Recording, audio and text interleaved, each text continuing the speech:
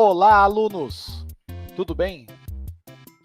Nesta videoaula, continuaremos a falar sobre o capítulo 1. Felicidade e filosofia no pensamento antigo. Filosofias helenísticas. A partir do século IV a.C., a cultura clássica sofre uma considerável mudança de rumo.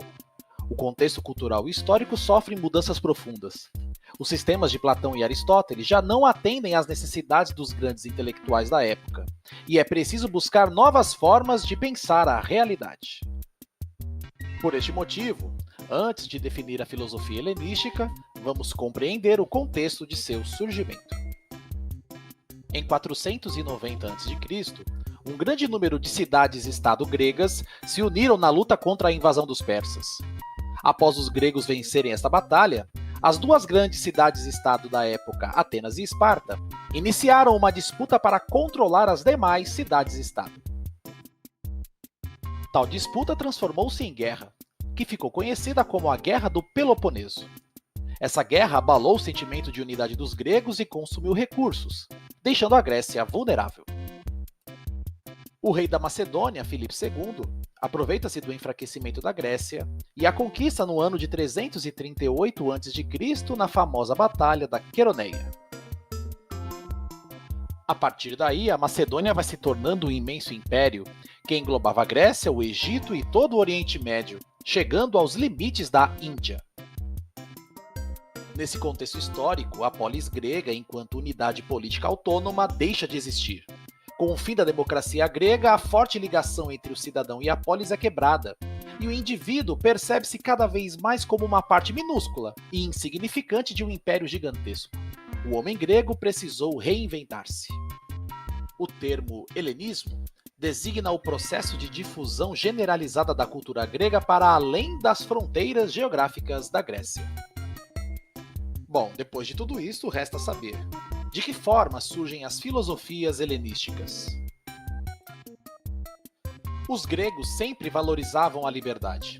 No entanto, a prosperidade econômica oferecida pelo Império Macedônico permitiu que estes reconhecessem que a riqueza sozinha é incapaz de proporcionar felicidade. Embora tenham surgido diversas correntes filosóficas no período helenístico, há um ponto comum entre elas.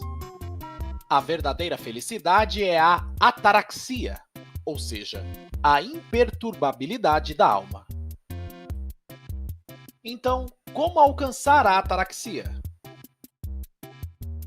Segundo os filósofos cínicos, a felicidade depende da conquista da autarcia, isto é, a capacidade de bastar-se a si mesmo, de não depender dos outros ou da posse de bens materiais para ser feliz. Por que estes filósofos são chamados de cínicos? Em primeiro lugar, é um erro compreendê-los como cínicos no sentido que conhecemos. Eles eram assim chamados porque faziam questão de ser o exemplo vivo das ideias que defendiam.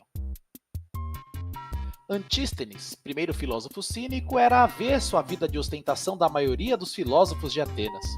Ele costumava expor e discutir suas ideias em um ginásio chamado Kinosarge, cão ágil.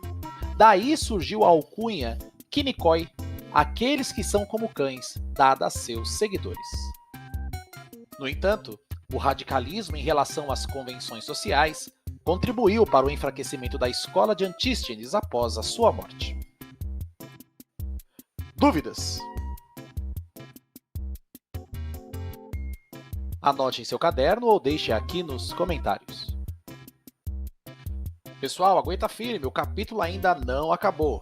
Na próxima e última videoaula, falaremos sobre epicurismo, estoicismo e ceticismo.